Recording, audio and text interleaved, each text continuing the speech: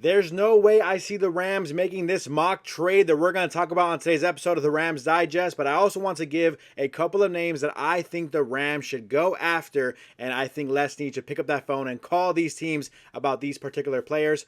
All on today's episode of the Rams Digest. I'm your host, Joshua Giron. Remember, if you guys are not subscribed to the channel, do me a favor, press that subscribe button now, as roughly 72.9% of you guys are watching the videos, but you're still not subscribed to the channel. So do me the favor, press that subscribe button so you don't miss any daily Rams content here at the Rams Digest. I did miss one day, a little bit busy last night, unfortunately, so I apologize for that. Hope you guys are able to catch up with some of the recent videos I've been posting, but we are back with another video today, and today we're talking about an interesting mock draft trade that I just don't really see the Rams making happen. We'll talk about it just so we can explore the idea. A little bit of a dead period right now, right, for Rams news. Not really much going on to discuss, but overall, I do want to take a look at this trade idea because it is a little bit interesting, intriguing. Some people may like it. I personally don't. The Rams make blockbuster trade for a star player in a new mock draft. This comes to us from Tyler Greenawalt from the Rams Wire. And overall, I think this is the time of the year where we're kind of just testing things out, seeing what we think the Rams may be looking into, what the Rams could look into, and especially when it comes down to the draft, right? We want the Rams to be aggressive, trading down, maybe possibly getting some more draft picks, but in this situation, maybe trading some picks for an already established star in the NFL. Here, we're talking about Los Angeles Rams being no strangers to big trades. They didn't have a first-round pick for 7 seasons before taking Jared Verse, which, they obviously have made a lot of big moves to get into that Super Bowl contention a few years ago, and it worked, right, obviously. But that worked out well for them. But that doesn't mean the Rams will always make selections in the first round. The Rams have the number 26 pick in the draft, in the 2025 NFL draft, but could use it as a bargaining chip to add talented veterans at other areas in the roster like they've done in the past. I do think that's something I agree with. I think that's what the Rams have done in the past. I just don't think that this particular player is what the Rams should do it for. Here in this scenario, we have Sports Illustrated talking about a community draft where they have a blockbuster trade. Les Snead completes the trade and pulls the trigger on a trade to get a disgruntled Cincinnati Bengals edge rusher in Trey Hendrickson. So for those who don't know, Trey Hendrickson, obviously a very good edge rusher for the Bengals. We've seen him before, actually, in this past season. We saw the Bengals and what he's done against the Rams in the past. Good player, a really good edge rusher, I think underrated player in the NFL. But overall, I don't think the Rams need to make a move like this to get another edge rusher. When we're talking about the draft, you're talking about drafting a player, I don't mind the Rams drafting more edge depth. I just don't think the Rams should trade valuable assets to get a established edge rusher when that's just taking time away from Byron Young, from Braden Fisk, and from Jared Verse. Overall, though, that trio is already great. If you draft a fourth one, or again, if you trade for a Myles Garrett, right, we talked about earlier in the year, or a Joey Bosa, fine, but we're trying to trade for a guy like Trey Hendrickson, a good player, a really good player, I want to add. I want to make sure I emphasize that. He's very good, very underrated. I just don't think that really makes the most sense. If it's, again, a phenomenal talent like Myles Garrett, I think that makes sense because you can just say, hey, he's just so good. Who cares about the plethora of edge rushers we already have? But at the same time, in this scenario, Trey Hendrickson is really good. I just think at this moment in time, I don't think the Rams should make a deal like this. In this situation, too, you're talking about Snead trading the number 26 pick in the draft, the 90th pick in the draft, and a 2026 third-round pick to pull off the trade. And then we land Hendrickson on a long-term contract extension that is a backload to capitalize on the team's 2026 salary cap flexibility. And so, yes, overall, again, intriguing idea. I appreciate this coming from the Rams Wire or from the Sports Illustrated community draft. You never really know what's going to happen. So any idea isn't necessarily the craziest, most unrealistic idea because you never know what's going to happen in the draft. But Trey Hendrickson, again, not a guy I think the Rams should target right now in terms of the trade market. I do think there are many players the Rams should target in the trade market, and we're going to talk about them from the least likely to happen all the way to the most likely to happen, and the ones I actually really want the Rams to make phone calls on and potentially reach out to and add these players to their roster. So we're talking about trade targets right now, and I want to pull up a couple of very interesting names. You guys let me know how you guys feel about them. First things first, we're talking about the offensive tackle for the New York Giants, Evan Neal. Now, for those who aren't familiar with Evan Neal's game, he was a player out of Alabama, very highly touted. I think it was the first round, seventh pick overall in his draft class. And so overall, I think Evan Neal would be an intriguing player for the Rams to target, especially because he's played both on the left and right side of the offensive line now. for those who are Giants fans out there, or for those who aren't familiar with his game, or maybe are familiar with his game and know he has not been the best of offensive tackles in his short NFL season thus far. Andrew Thomas on the left side for the New York Giants has been a much better tackle prospect, or a much better talented player since the draft in terms of what the Giants have been doing. But also I feel like the Giants are a bad organization. They're not the greatest run organization. I think that also plays a part in what these players do on the field. The Rams are a little bit more well run than what the Giants have going on right now. Sorry if you're a Giants fan and that hurts your feelings, but I do think that's the truth. And so overall, I think bringing a guy like this, a former first-round pick, a former very early first-round pick, talented player coming out of a very big school. Again, I'm not trying to helmet hunt here, but Alabama is a great school. He played really good, obviously, in his college days. So I think that talent is still there. I think a team like the Rams, a coach like Sean McVay, can get the most out of a guy like Evan Neal. If the Giants are kind of tired of this first-round pick getting all this money from them, a fully guaranteed, I think it's like $24 million contract, then obviously that's where the Rams make a call. Maybe you try to see if you can obviously get the cheapest deal possible for Evan Neal, but if it costs you that third-round pick, the 90th pick in the draft, which I think would be probably my starting point, that's what's going to cost, and I think that'd be a very good price to pay for a former first-round pick, where you're hoping he can turn into what the Giants originally hoped he would turn into for them. I don't know if the Giants are ready to say goodbye to him yet. That's why he's the least realistic option here. Young player, very talented, former first-round pick. I think the Rams could make something happen here. I would make a call and just kick the tires on it, but who knows? I don't think that's something that's a realistic option. Another lesser realistic option that I think the Rams should make a call on, the Rams need a tight end. This tight end is very good. I think that his timeline matches up way too perfectly with Atlanta and what they are doing with their young core right now, which is why I don't think they'll ever get rid of this guy yet, because he was so good in college, especially, right? We're talking about Kyle Pitts, tight end out of Florida. He obviously is a tight end now for the Atlanta Falcons.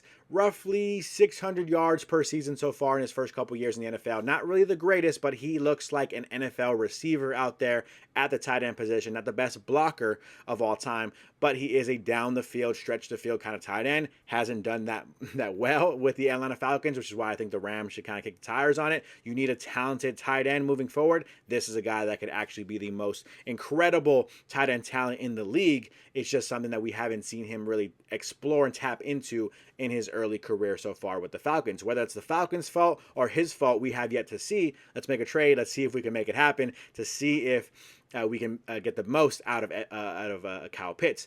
I don't think that the Atlanta Falcons are anywhere near ready to move on from him. I don't think that's even in the conversation for the Atlanta Falcons, which is why I think he's lower on this list.